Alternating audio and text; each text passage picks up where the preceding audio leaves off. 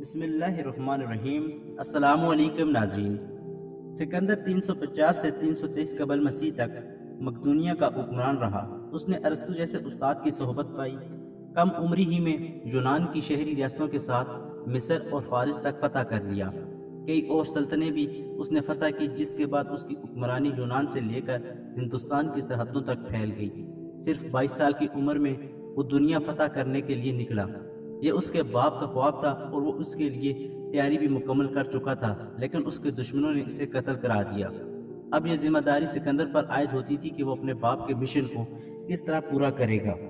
باپ کی موت کے وقت سکندر کی عمر 20 سال تھی، لیکن وہ اس لحاظ سے خوش قسمت تھا کہ کسی مشکل کے بغیر ہی اسے مقدونیہ کی حکمرانی مل گئی تھی، ورنہ اس زمانے کا قاعدہ تو یہی تھا کہ بادشاہ کا انتقال ہوتے ہی تخت کے لیے لڑائیاں شروع ہو جاتی، اور اس لڑائی میں ہر وہ شخص حصہ لیتا جس کے پاس تخت تک پہنچنے کا ذرا سا بھی موقع ہوتا۔ سکندر ایک تو اپنے باپ کا اکلوتا بیٹا تھا، دوسرا اس وقت مقدونیہ کی حکمرانی کا کوئی اور خاص دعوے دار نہ تھا، لیکن احتیاط کے طور پر سکندر نے ایسے تمام افراد کو قتل کرا دیا جو کسی بھی طرح اسے نقصان پہنچا سکتے تھے، یہاں تک کہ اپنی ماں کے اکسانے پر اس نے اپنی دودھ پیتی سوتیلی بہن کو بھی قتل کرا دیا۔ سکندر کی ایک اور خوش قسمتی یہ بھی تھی کہ اسے ارسطو جیسا استاد ملا تھا جو اپنے زمانے کا قابل اور ذہین ترین انسان سمجھا جاتا تھا۔ اس کے علاوہ اس کے باپ فلپس نے اپنے بیٹے کے جسمانی تربیت پر بھی خصوصی توجہ دی اور اس کے لیے اسے شاہی محل سے ایک دور پرفضا مقام پر بھیج دیا تاکہ عیش و عشرت کی زندگی سے وہ سست نہ ہو جائے۔ یہاں سکندر نے جسمانی مشقیں بھی کی اور گھڑ سواری، نیزہ اور تلوار بازی میں مہارت بھی حاصل کی۔ ساتھ ہی ساتھ ارسطو اس کی ذہنی تربیت بھی کرتا رہا۔ حکمرانی کے ابتدائی دنوں میں سکندر نے ایتھنز یعنی یونان کے دارالخلافہ سمیت دیگر پڑوسی ممالک کو اپنے ساتھ ملانے کی کوشش کی۔ اس کی وجہ یہ تھی کہ اپنی مہم پر نکلنے سے پہلے وہ نہ صرف اپنی فوج کو مضبوط کرنا چاہتا تھا، بلکہ اس کو یہ فکر بھی تھی کہ کہیں اس کی غیر موجودگی میں کوئی مقدونیہ پر حملہ نہ کرے۔ 2 سال اس کام میں بیت کے اس دوران میں کچھ علاقوں کو تو اس نے تلوار کی زور پر فتح کر لیا اور کچھ مقابلہ کیے بغیر ہی اس کے ساتھ مل گئے۔ شام، شمال اور مغرب کی طرف سے کسی حد تک مطمئن ہو جانے کے بعد سکندر نے مشرق کی جانب نظر ڈالی تو اسے ایران کی وسیع و عریض سلطنت دکھائی دی۔ بحیرہ روم سے ہندوستان تک پھیلی اس سلطنت کا رقبہ لاکھوں میل تھا۔ اس میں دریا بھی تھے، پہاڑ بھی، صحرا بھی تھے اور جھیلیں بھی۔ غرض یہاں وہ سب کچھ موجود تھا جو کسی بھی علاقے کو خوشحال بنانے کے لیے ضروری ہے۔ یہی وجہ تھی کہ ایرانی سلطنت پوری نہیں تو آدھی دنیا کی حیثیت ضرور رکھتی تھی۔ یہاں تقریباً ہر رنگ، ہر نسل کے لوگ آباد تھے۔ ایرانی سلطنت پر حملے کی ایک بڑی وجہ یہ تھی کہ ایرانی شہنشاہ دارا نے سکندر کے مخالفین کی خفیہ طریقے سے مدد بھی شروع کر دی تھی۔ دراصل ایرانی فوج میں ایک بڑی تعداد ایسے یونانیوں کی تھی جو شروع ہی سے اپنے پڑوسی ملک مقدونیہ کے خلاف لڑ رہے تھے۔ انہی کے اکسانے پر دارا نے یہ قدم اٹھایا تھا۔ 334 قبل مسیح میں سکندر 35,000 فوج کے ساتھ مقدونیہ سے نکلا۔ اس فوج میں 30,000 سوار اور 5,000 پیدل تھے۔ سکندر کی پیدل فوج کی مشہور ترین چیز مقدونوی جتھا تھا۔ یہ 256 فوجیوں کا مربع شکل دستہ تھا، یعنی ہر قطار میں 16 سپاہی تھے اور ان قطاروں کی تعداد بھی 16 ہی تھی۔ ان کے ہاتھوں میں جو نیزے ہوتے وہ بھی 16 فٹ لمبے ہوتے۔ یوں چلتے ہوئے جب پہلی 5 قطاروں کے سپاہی اپنے نیزے آگے کی طرف بڑھاتے تو ان کی نوکیں پہلی قطار سے بھی آگے نکل جاتی۔ مشرق کی طرف چلتے ہوئے دریائے گرانیکوس پر سکندر کا سامنا ایک قدرے چھوٹے ایرانی لشکر سے ہوا۔ اس لشکر میں 20,000 سوار اور 20,000 ہی پیدل سپاہی تھے۔ پیادوں میں زیادہ تر یونانی نسل کے لوگ تھے۔ لشکر کی کمان دارا کے قریبی لوگوں کے پاس تھی، ان میں اس کا داماد بھی شامل تھا۔ سکندر کی فوج کا پتہ چلتے ہی ایرانیوں نے جو سب سے پہلا کام کیا وہ دریا کے ڈھلان کنارے پر قبضہ کرنا تھا تاکہ دشمن فوج کی پیش قدمی کو روکا جا سکے۔ لیکن اس بات پر سکندر ذرا نہ گھبرایا، اسے معلوم تھا کہ اس کی فوج کا ایک سپاہی دل و جان سے اس کے ساتھ ہے۔ اس نے انہیں حکم دیا کہ وہ دشمن کے تیروں کی پرواہ کیے بغیر دریا پار کر لیں، بس ایک مرتبہ دوسرے کنارے پہنچ جائیں پھر ان کا دشمن پر قابو پانا مشکل نہیں ہوگا۔ سکندر کو اچھی طرح معلوم تھا کہ ایشیائی لوگ جہاں گھڑ سواری میں ماہر ہیں وہاں پیدل لڑائی میں خاصے کمزور ہیں۔ مزید یہ کہ اس کے سپاہیوں کے پاس ایرانیوں کے مقابلے میں بہتر اسلحہ، وہ سر سے پاؤں تک زرہ میں ڈھکے ہوئے تھے اور ان کے نیزے ہلکے اور لمبے تھے۔ سکندر کی فوج کا جتھا درمیان میں تھا، جبکہ دائیں اور بائیں طرف سوار تھے۔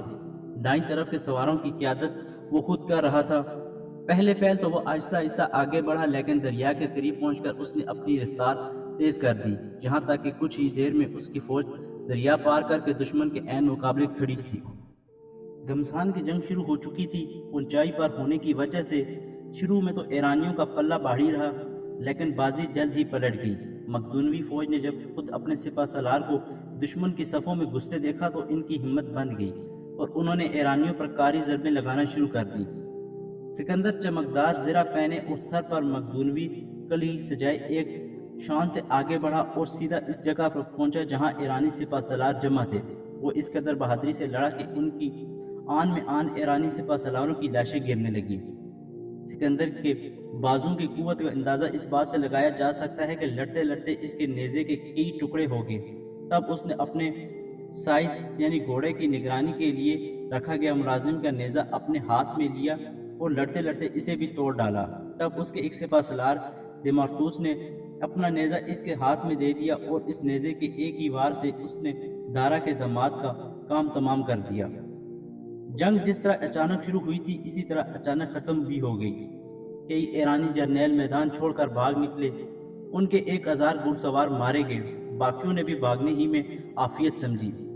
ایرانی سپہ سالار کی بدحواسی کا یہ عالم تھا کہ ان ہزاروں پیدل سپاہیوں کا استعمال کرنا بالکل بھول ہی گئے جو یونانی نسل کے تھے اور ایرانی فوج میں اجرت پر بھرتی ہوئے تھے۔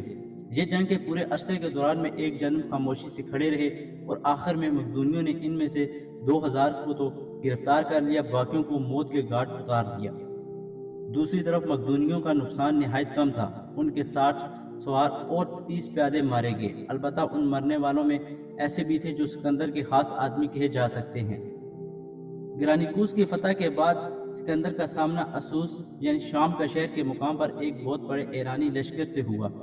اس لشکر کی قیادت خود دارا کر رہا تھا اور اس میں تقریباً 1 لاکھ سپاہی تھے، لیکن جہاں بھی ہمت ہارنے کی بجائے سکندر نے اعلیٰ جنگی حکمت عملی اپنائی اور جلد ہی دشمن کے پیر اکھاڑ دیے۔ ایک دفعہ پھر کئی ایرانی جرنیل میدان چھوڑ کر بھاگ نکلے۔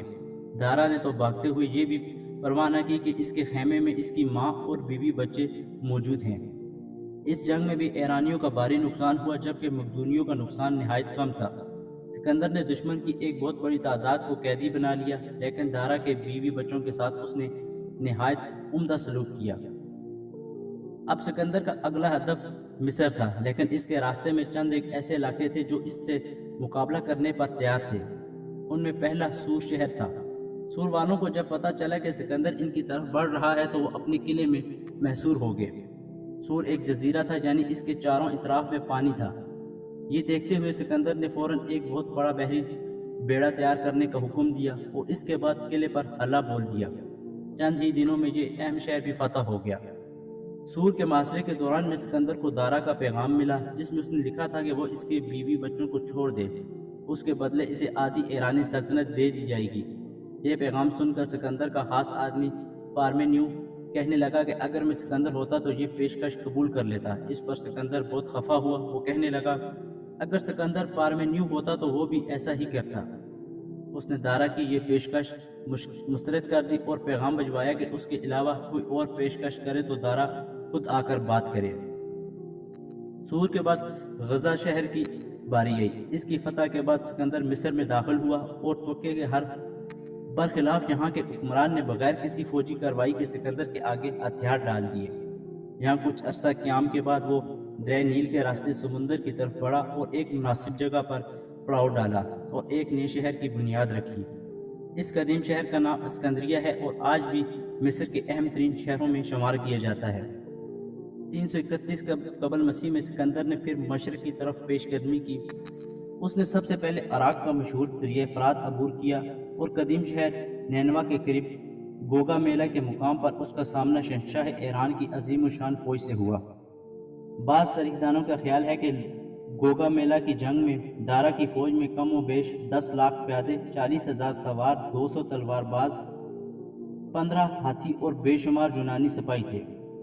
دارا نے لڑائی کے لیے مقام کا انتخاب بھی بڑا دیکھ سوچ کر کیا تھا۔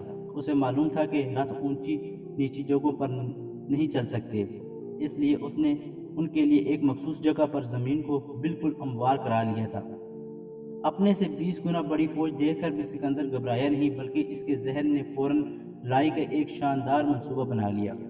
سب سے پہلے اس نے اپنے جرنیلوں کو بلا کر ایسی پرجوش تقریر کی کہ سب کی ہمت بند گئی۔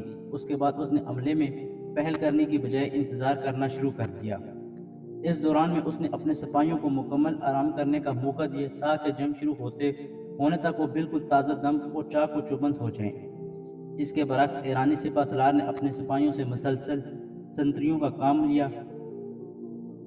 دارا نے اپنی فوج کی ترتیب اس طرح سے کی تھی کہ خود درمیان میں تھا اور دائیں بائیں آگے پیچھے اس کے نہایت قابل اعتماد آدمی تھے۔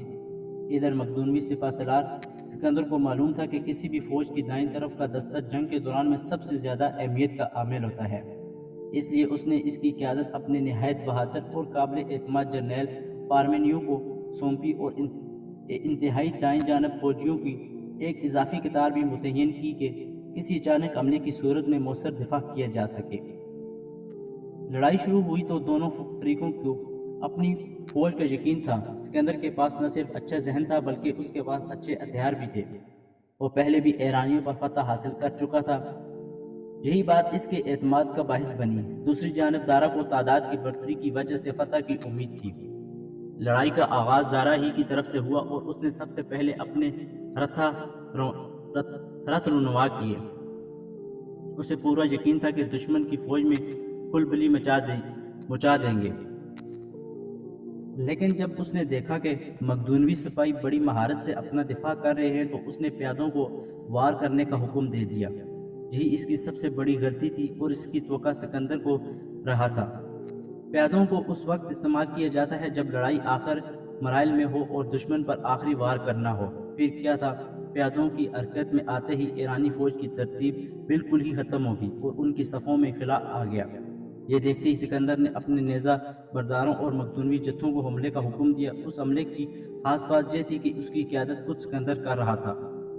گرانیکوس کے مارکے کی طرح اس مرتبہ بھی سکندر نے پہلے ایرانی فوج کے بڑے بڑے جرنیلوں کو نشانہ بنایا اور آن کی آن میں ان کی لاشیں کٹ کٹ کر گرنے لگی۔ دارا نے جب ایک کے بعد ایک آدمی کو گرتے دیکھا تو وہ ہمت ہار بیٹھا اور میدان سے بھاگ نکلا۔ بس یہی اس جنگ کا انجام تھا۔ اس کے بعد اگرچہ ایرانی فوج کے جتھوں نے تھوڑی بہت مزاحمت کی، لیکن یہ انفرادی سطح پر تھی اور یہی وجہ ہے کہ مقدونوی فوج کا بال بھی بھیگا نہ ہو سکا۔ سکندر نے جب دیکھا کہ اس کے سپاہیوں نے میدان مار لی ہے تو وہ دارا کے تعاقب میں نکلا تاکہ بار بار کے مارکوں کی بجائے ایک ہی دفعہ اس کا کام تمام کر دے، لیکن وہ اس کے ہاتھ نہ آیا۔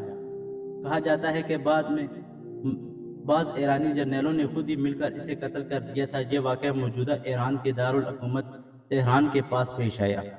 سکندر جب اس جگہ پہنچا تو اسے دارا کی لاش ہی ملی۔